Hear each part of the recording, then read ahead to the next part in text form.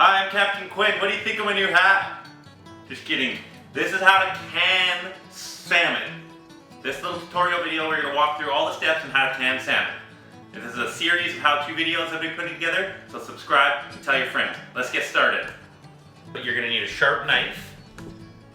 You're going to need the appropriate amount of fish for your canner. 500 milliliter mason jars. We're going to do 16 of them, and they stack on top of each other. They come with name tags, so you can label your food after you've processed it. And don't forget to subscribe. My name is Captain Quinn, in case you forget, and this is how to can fish. Some paper towel, some salt, some vinegar. An element, we're going to use it stovetop today, but you can also use a propane burner. This is step one, preparing the fish. So you want a sharp knife, clean workstation. Now, I've done this before. Everyone has a different way of doing things, but I've worked it out so a full, to fill up our canner with 16 pints, it's roughly 4 sockeye about this size. That's about, I don't know, 6 to 8 pounds. I just take them out, cut the heads off. You can save the heads for crab bait or fish head soup.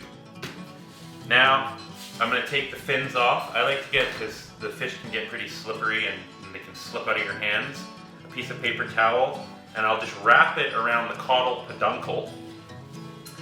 That's the component by the, that if you're familiar with fish anatomy, right by the base of the tail.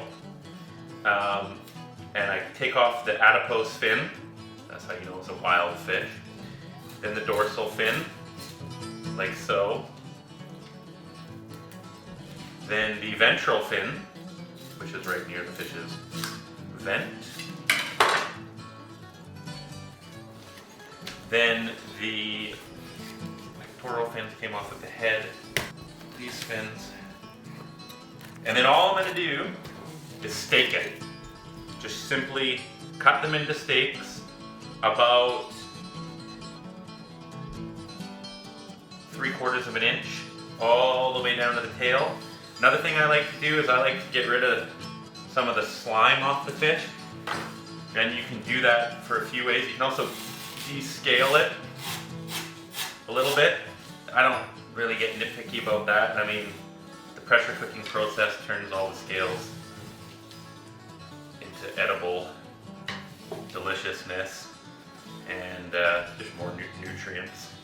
But I do like to wipe the slime off the scales. Paper towel works fine, and off the inside. Make sure there's no goobers left inside. Get rid of any excess membranes, blood, kidneys.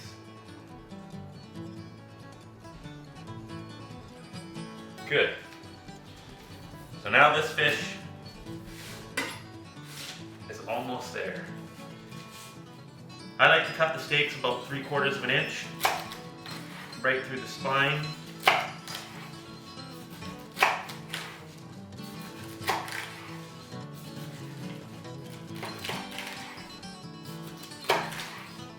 And when you can them, no need to remove the bones or the skin, because the cooking of the pressure canner will soften all the bones, and then you'll get all the calcium and nutrients that are in the spine and all the fat.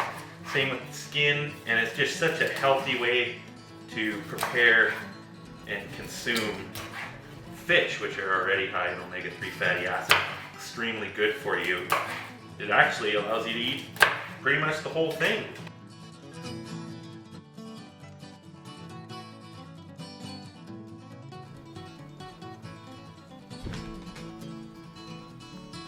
When I was trimming off the pelvic fins, or the abdominal fins of these salmon, I'm not going to discard those. This is the fish's belly, and it's full of delicious fat. I'm going to stick them in a bowl, and then I'm going to put a teriyaki marinade, and then I'm going to barbecue them or smoke them, and it's just like eating chicken wings except replace the chicken with fish. So hold on to those little nuggets, they're delicious. So that's 16 pint-sized mason jars. I'm gonna just stick them all in the pressure canner as I would with the lids off when I'm canning fish. And I'm gonna add a little bit of water, about 500 milliliters. And then I'm gonna put the lid back on and I'm gonna steam clean them for about 10 minutes. So I'm just gonna lock them all up as I would. After 10 minutes, we'll have steam cleaned cans ready to fill with fish. I'm just gonna boil some water in my sweet pink tea kettle here, and then before I put the lids on, I am gonna dump steaming water all over them, and that should do the trick. And then I'll wipe the edges with vinegar before I put the lids on. So we gotta let this steam for about 10 minutes. I'm just gonna hop into my time machine, which I just built, just right now. Time machine. It's a highly advanced piece of engineering, and I'm gonna set the timer for 10 minutes. I'm just gonna crawl in there, and then in 10 minutes, the lids will be clean, and we can get going with phase step 3.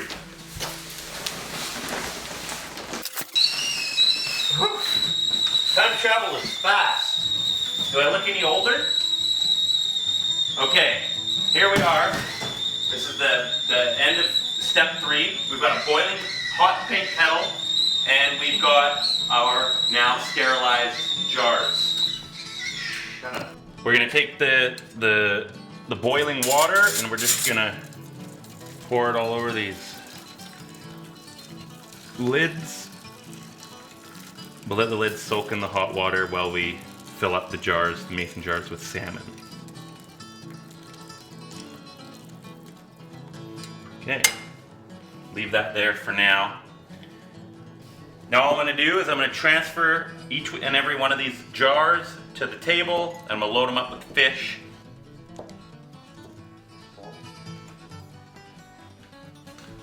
Now that we have our sterilized mason jars on the table, our fish cut, and our lids sterilizing, we are ready for step 4, which is putting the fish in the jars. So when you're doing this, you want to make sure that you try to keep this area clean, the top of the lid, as much as possible, not to hamper with the seal when it is in the canner. And you want to leave about 1 inch of free space between the fish and the top of the mason jar.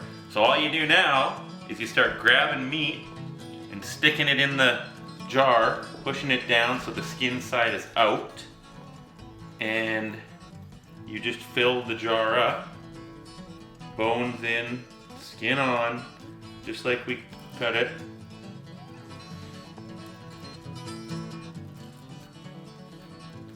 And voila. You want to pack it really tight. So you got about 1 inch of head space there.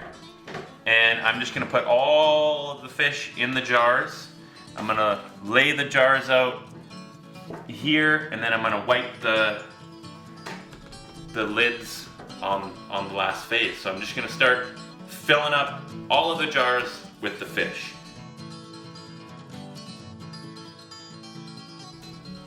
There we go, it's about 4 sockeye almost on the button.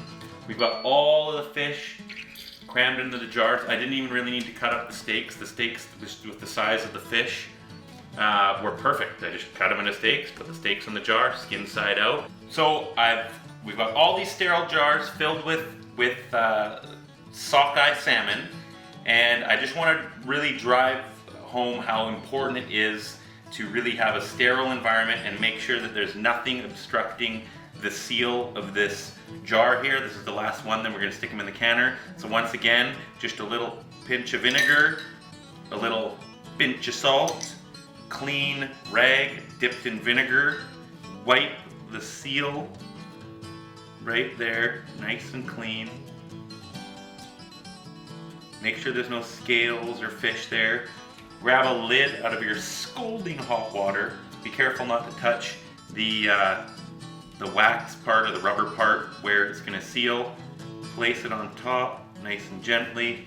Take the jar lid and secure it tightly. Make sure it's not cross-threaded. Now it's very important. You can get quite sick from jarred salmon or canned salmon that hasn't been done properly, where there hasn't been in a sterile environment or it hasn't been sealed. You can get botulism, which I had once back in college. Felt like I was peeing with a flamethrower. Wasn't that gonorrhea? Never mind. So let's get these in the canner. We got our pressure canner. Now there's a few critical steps to this. First, you want to make sure that this seal is lubricated with some olive oil. It's a metal-to-metal seal, this model, and some of them have the rubber seals. This is metal-to-metal. I like it, but if you don't lubricate it with some oil, the pressure can cause the metal-to-metal seal to stick, and good luck getting it off there. So just make sure you don't miss that phase. I'm going to take a little bit of olive oil, and I'm just going to wipe the seal.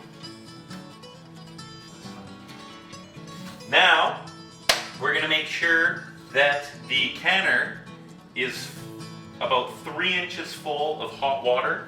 So once again, I flashed up that hot pink tea kettle, and I'm just going to dump hot water in the canner. Bueno. Now what we're going to do is we are going to take the first rack and we're going to place it so the little ridge is facing up. We're going to stick that down in the bottom of the canner. 8 on the bottom, 8 on the top. There you go, you got your first row down. Place the second rack on top. Then we'll fill it up just like we did the bottom rack. You want to lock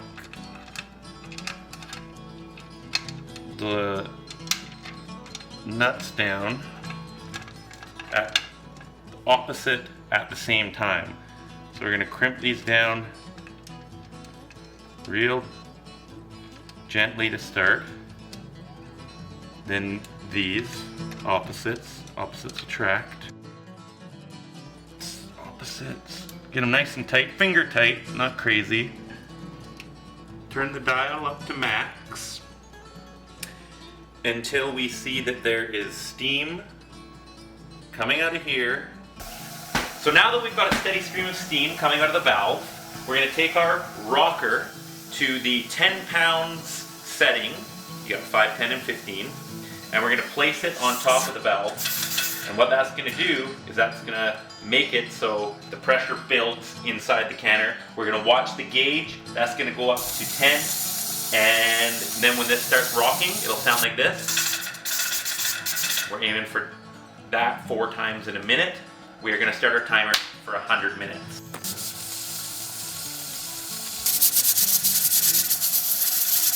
Okay, 100 minutes is up. The timer just went beep. Now, the pressure gauge has dropped to 0. We are going to remove the rocker with a towel because it's hotter than Hades. It's going to let the rest of the pressure drain. Put the rocker somewhere safe where you won't lose it. Okay, that's all done. Now we're going to loosen the wing nuts. You're going to do them 2 at a time. Let them fall. The lid didn't blow off. That's a good sign. We're going to remove the can. Oh, hot! Put that somewhere. And then if you look inside, you'll see that the jars are still bubbling and boiling away. So we're just going to let it cool a little bit with the lid off. You can now hear the jars sealing as they go ding. Oh, did you hear that? That wasn't a toot. That was the jar sealing. So I'm Captain Quinn. Thanks for watching. That's how to can salmon using a pressure canner. Here we have a beautiful sample still bubbling away, and we're just going to let these babies cool until they're ready to store. Thanks for watching. Don't forget to tell your friends, subscribe to this channel, and comment below on what you'd like to see me do next.